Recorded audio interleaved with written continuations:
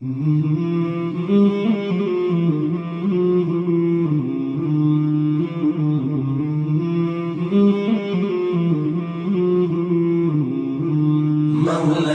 صل وسلم دائما أبدا على حبيبك خير الخلق كلهم صلى الله تعالى عليه وعلى آله وأصحابه وبارك وسلم. اللهم صل على سيدنا ونبينا وشفيعنا وحبيبنا فمولانا محمد صلى الله تعالى عليه وعلى آله وأصحابه وبارك وسلم.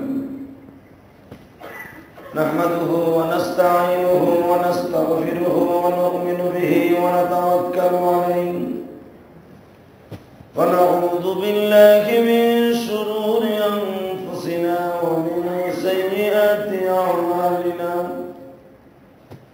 من يهده الله فلا مضل له ومن يضلله فلا هادي له. الذي أرسل رسوله بالهدى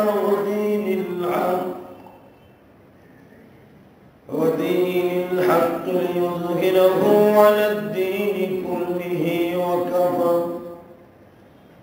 وكفى بالله شهيدا.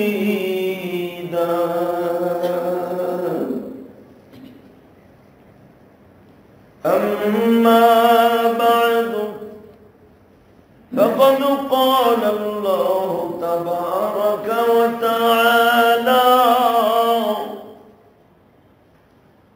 فأعوذ بالله من الشيطان الرجيم.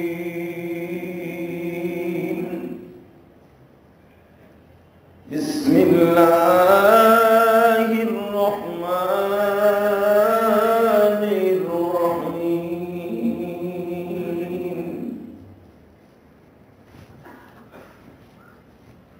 أما اليتيم فلا تقهر وأما السائل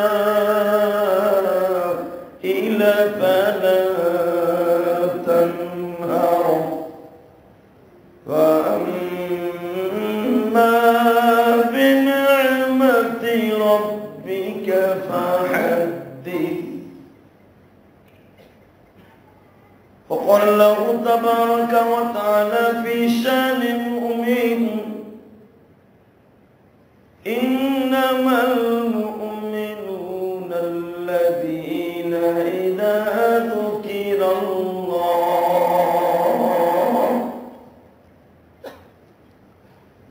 وجلت قلوبهم وإذا تليت عليهم آياته زادتهم إيمانا وعلى ربهم يتوكلون.